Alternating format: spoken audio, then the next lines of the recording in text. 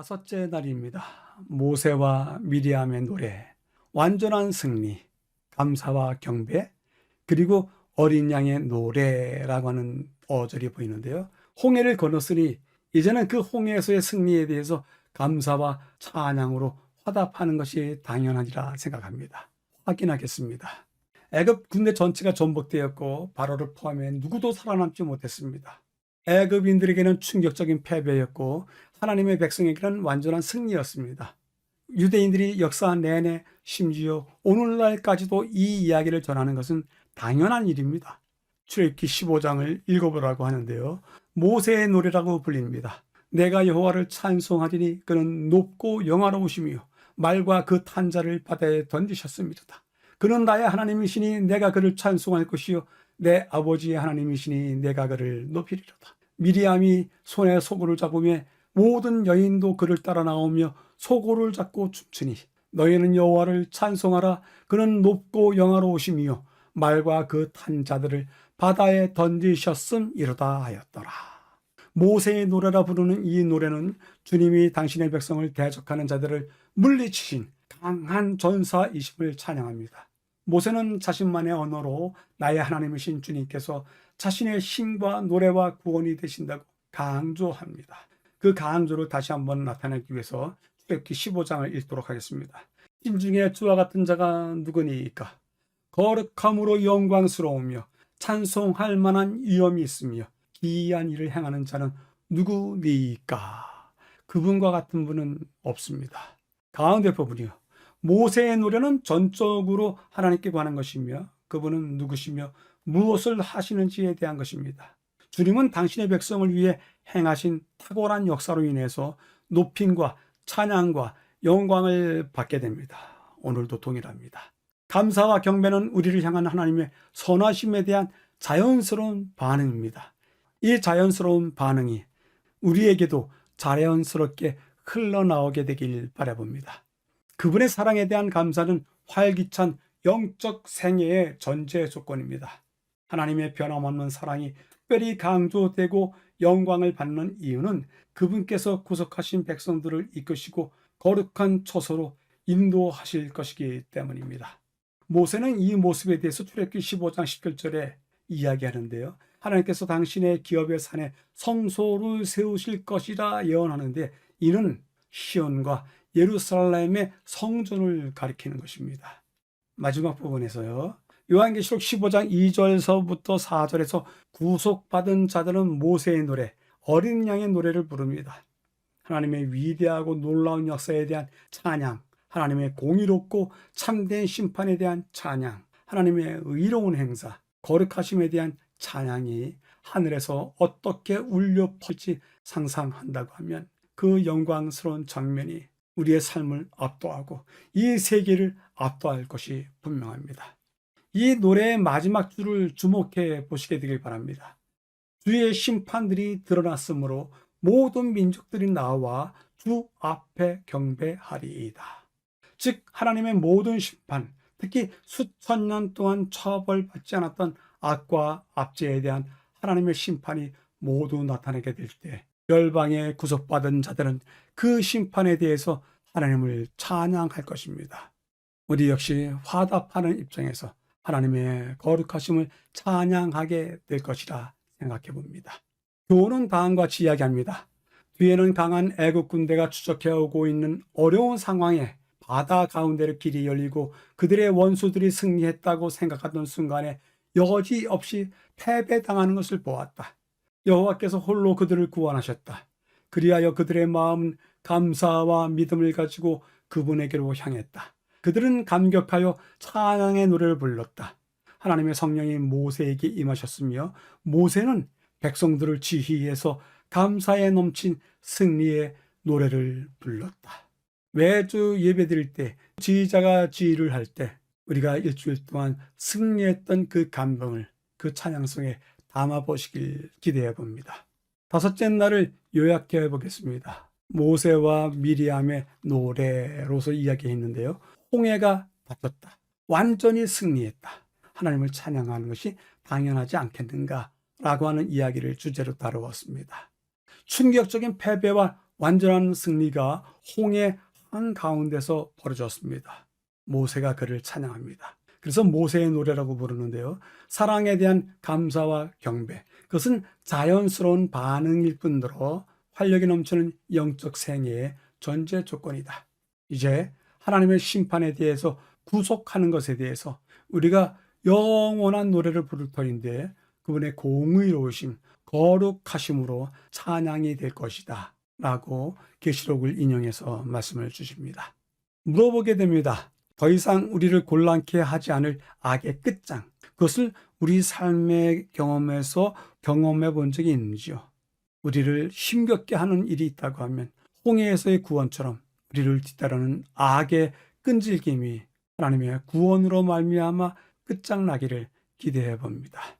마지막으로 보충해 보겠습니다. 출애굽 과정에서 잘 드러나지 않았을 뿐 아니라 잘 모르는 사건 하나가 있었는데요. 성경에는 자료가 없고 출애굽 과정을 전승받은 유대인들의 주석서인 미드라시와 그리고 그것의 해설판이 탈무드에 나와 있는 인물 이야기입니다. 넷째 날에도 탈무드와 미드라시, 유대인들은 이 이야기를 어떻게 전해받고 있는지에 대해서 이야기를 했는데요. 다섯째 날도 마찬가지입니다. 그 이야기를 잠시 소개해 주려고 합니다. 우선은 바티칸 시티를 보시겠습니다. 이것이 바티칸입니다. 그리고 이 바티칸 안에 돔 모양으로 천정이 있고 그 천정 아래에 시스티나 채플이 있습니다. 채플이라고 하는 것은 예배 드리기 위해서 특별히 구별된 조그마한 예배당을 이야기하는데요. 그 예배당의 모습을 보여드리겠습니다. 크지는 않습니다. 작은데 특징이 무엇이냐 하면 사면 벽과 천정이 온통 성경의 사건의 한순간 한순간의 이야기가 다 그려져 있습니다. 그 유명했던 중세 화가 미켈란젤로가 그린 성화로 가득한데요. 지금 왼쪽의 그림으로 보이는 아담의 창조서부터 시작해서 최후의 심판까지 모든 이야기가 다 그려져 있습니다.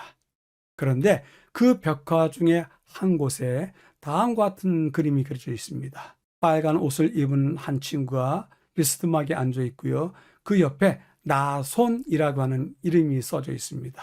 바로 붉은색 옷을 입은 친구의 이름이 나손입니다. 이 나손의 그림을 천장 벽화로 그릴 만큼 나손이 유명한 사람도, 이름이 자주 들린 사람도 아닌데 그의 이름을 그리고 그의 모습을 그려놨습니다. 그에 대한 성경 기록은 두세 군데뿐이 나오지 않습니다. 그에 대한 성경 기록입니다. 민수기 2장 3절, 유다 자손의 지휘관으로 암미나답의 아들 나손이요. 출애굽할 때 유다 자손의 지휘관이었습니다. 그리고 누가복음 3장에 갔더니 그 위에 누구요? 그 위에 보아스요.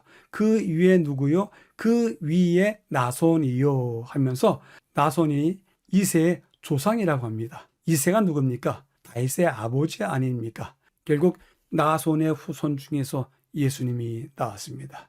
그런 입장에서 나손은 주목받을 수 있습니다. 하나는 유다 자손의 지휘관으로서 또 하나는 메시아 계통의 조상이었던 것입니다. 그래서 그에 대한 이야기가 탈무드와 미드라시에 나오는데요. 그 이야기를 잠깐 전해드리도록 하겠습니다.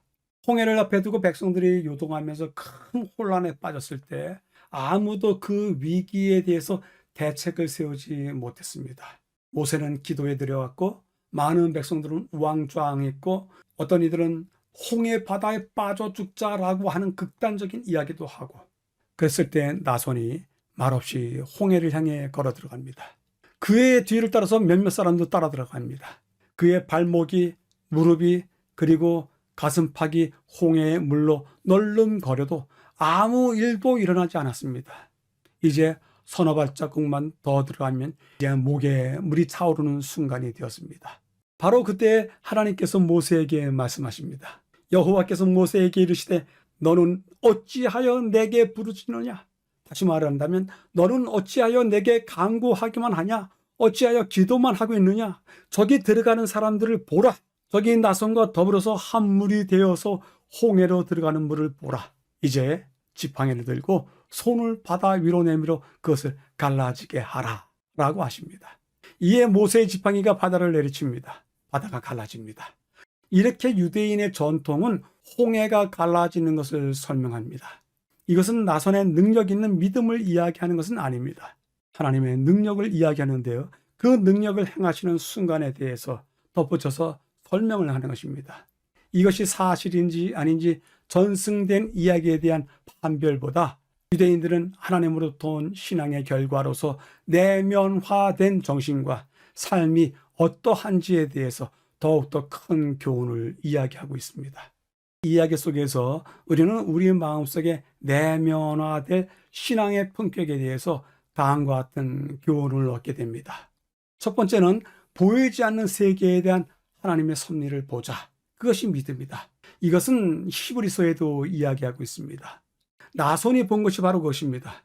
비록 앞에는 넘실거리는 보이는 세상의 위협, 위기를 봤지만 나손은 보이지 아니하는 홍해 밑에 하나님께서 준비하신 길을 보았을 것입니다. 그것이 나손이 가졌던 보이지 않는 세계에 대한 믿음이었습니다. 두 번째는요, 집단적인 동요와 공포에 떨고 있는 자기 백성을 위해서 그는 실천적인 선택을 했습니다. 그는 백성들을 위로하지 않고 백성들 앞에 선동하지 않고 그 스스로 아무 말이 없이 홍해를 향해서 걸어 들어갑니다. 새로운 길과 가치의 문을 여는 중이었습니다. 우리 믿음의 공동체 안에서도 누가 되든 새로운 길과 가치의 문을 열기 위해서 실천적인 선택을 하는 사례들이 계속 일어나기를 기대해 봅니다. 마지막으로 세 번째는요, 뿌리 깊은 노예의식에 지배받던 과거와의 결별을 위해서 홍해를 건너는 것입니다. 이 정신이야말로 홍해가 갈라지게 하는 기적을 이뤄내는 것이 아닌가 생각을 해보게 됩니다. 나손은 애굽으로 돌아갈 수 없다. 그들의 속박을 다시 받을 수 없다. 노예적인 사고 방식으로는 더 이상 살 수가 없다. 그 가능성을 영원히 파괴하는 극적인 사건의 지휘자가 되었습니다. 이후 유대인의 전통에서 나손의 행위는 믿음은 가만히 기다리는 것이 아니라 적극적으로 하나님의 약속을 신뢰하고 행동하는 것이다. 그리고 나손의 뒤를 따르는 백성들의 신뢰와 용기가 기적을 일으켰다는 교훈을 가르치는 대표적인 예화가 되었습니다. 성경 사건을 통해서 우리들이 가지게 된 신앙의 내면화에 강렬한 힘을 더해줄 듯합니다.